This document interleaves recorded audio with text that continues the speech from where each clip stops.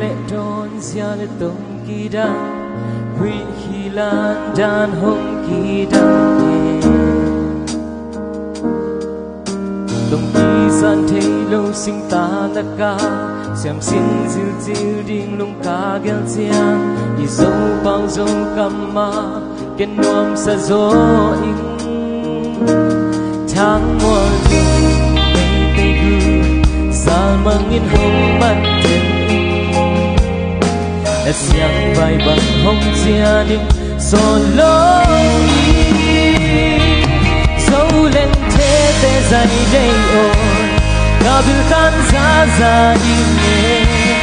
lấy dấu quý đông và nam gì dấu đắm tôi á luôn na gầm tu ba ba sa dấu ngay na lâu đi ngay na hơi về quá và linh là tim na nuông khóm ra khóm na gầm in hơi lâu hơi sướng man tha gần đến cả dấu ngày na vài hi lê ga ta mà xin lại hồng thô tu bằng ai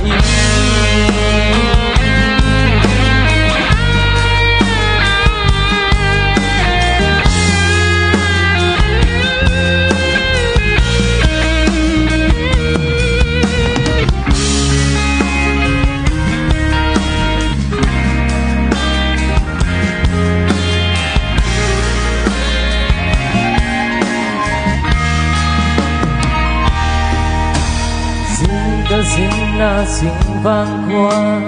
nét lệ đón gia lệ tông kỳ đăng huy khi lan đàn hông kỳ đăng tông kỳ san thấy lâu xin ta là ca xem xin tông diêu đi lúc ta ghé chiang thì dấu bao dấu cầm ma kết nuông sa gió in tháng mùa tình mang in hồng mang thêm in đã xiang vai bằng hồng chia đi gió lối dấu lên thế thế dần đây rồi ta biểu khán giả ra nghe lấy dấu quý trong vàng nam trình dấu đắm tôi á luôn na gầm tu ba ba sa dấu ngay na lâu đi ngay là hơi tệ quá và linh là tim na nuông khóm đã khóm na gầm in hơi lâu hơi sướng rồi anh đi mắt thà gần đến là dấu ngày na vài phim lẽ cả ta mà xin lại hồng thô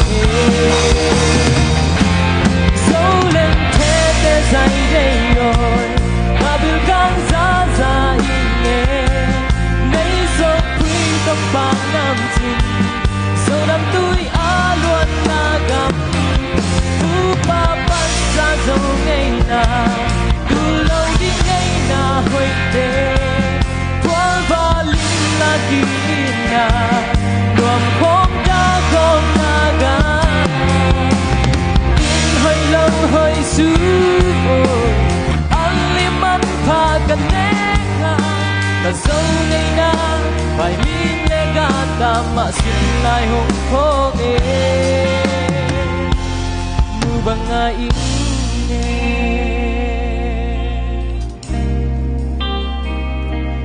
cát tu nu